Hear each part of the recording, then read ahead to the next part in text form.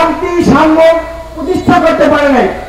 তা আমরা বিশ্বাস করি এই বাংলার জমিনে আল্লাহর দিন বাস্তবায়ন করার লক্ষ্যে ইসলামী আন্দোলন বাংলাদেশ হাত পাখায় হাত তুলে এই জমিনে স্বাধীনতার তিনটি উদ্দেশ্য হয়েছিল সাম্য, মানবিক মর্যাদা, সামাজিক ন্যায় বিচারের তিনটাই প্রতিষ্ঠিত হওয়ার কথা ঠিক কিনা?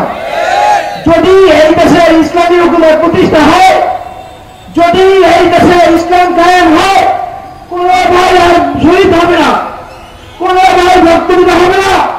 আমরা জানি যারা 71-এর পর ক্ষমতা আসছিল তারা আজকে শুরুতে দেখা যাচ্ছে তো আবার চাঁদাবাজ শুরু করে দিয়েছে, কথা ঠিক কিনা? তো আমরা বিশ্বাস করি, আমরা সবাই দুর্ভাগ্য আহ্বান রাখবো, বিশেষ করে মাদারীপুর ছাত্র ভাইদেরকে বলবো, আপনাদের জন্য একমাত্র শান্তি শৃঙ্খলার জন্য ইসলামী ছাত্র আন্দোলন বাংলাদেশের সহায়তা আসার জন্য আহ্বান জানিয়ে আমার বক্তব্য শেষ করছি।